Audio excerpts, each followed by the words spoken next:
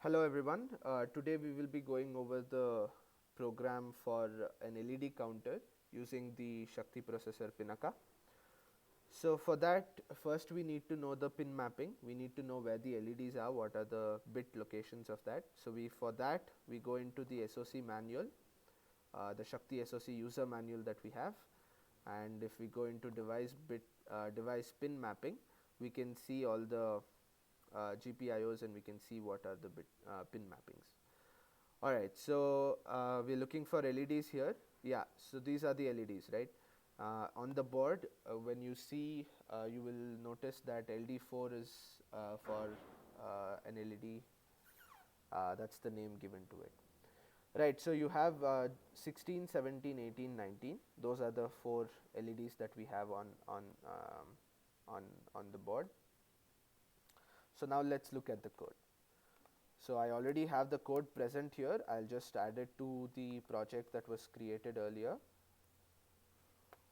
All right. So yeah, let's go over the code once very quickly.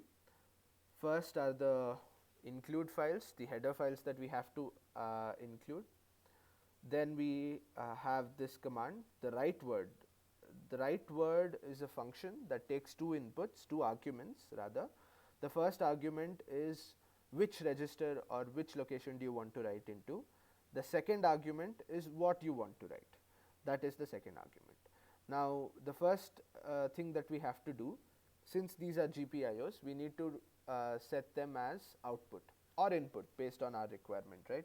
But in this particular case, since we want these LEDs to be output, we want to use them as output. We have to set their respective bits in the control register.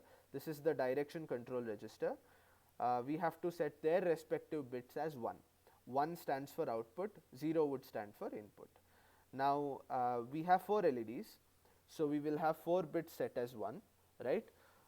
And the other thing that we saw from the pin mapping is that the bit locations are 16th bit, 17th bit, 18th bit and the 19th bit. So 15 here in binary would stand for 1111. That shifted by 16 locations would take us to the 16th bit, 17th bit, 18th bit, 19th bit. So this is a left shift operator that would shift, and what we are saying here is that we want to shift 15, which is 1111, 16 times. So when we shifted those many times, we will see that the 16th bit, 17th bit, 18th bit and 19th bit are set as 1, which is what we want in this case. So that is about that. Then we want a counter, right? We want an up counter in this particular case.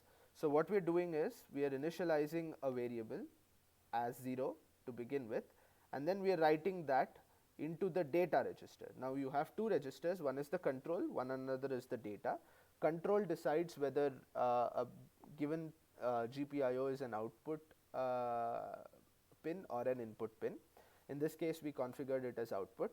Next, the data register, for the case where those bits are set as output, whatever value you set in this particular data register to in their respective bits is given to the pins as well. So if I give 1 here, for example, what would happen is that 1 is communicated or given to the GPIOs, which would make the LED glow.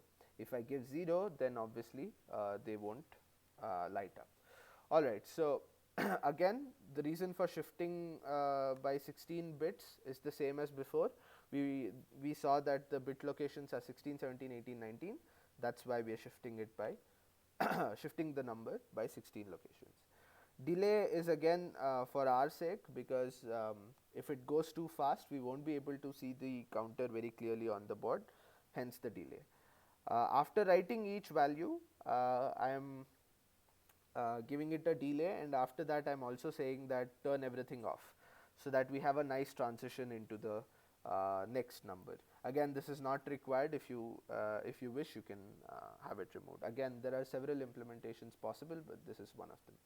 Then we increment the number and we go through the while loop till it is till it reaches 15, and after it reaches 15 we go back to this while 1. This is a forever loop, right? Since it says while 1, it will run forever, and again it sets it to 0 and the cycle repeats.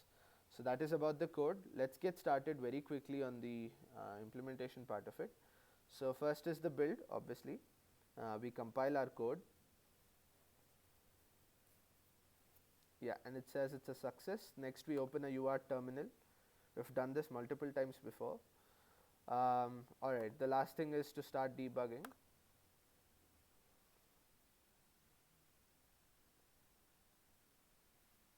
Yeah.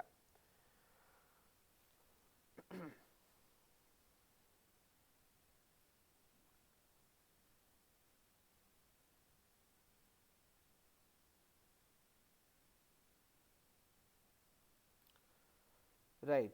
So again, we see that there's a breakpoint and it stops right after int main. I'll click on continue, but this time we won't see anything on the UART terminal since we have nothing running that uses the UART terminal as of now. So we say continue, and on the board we see that we have the 4-bit counter, up counter running. So that was a very quick demo on the Upcounter code. Thank you guys.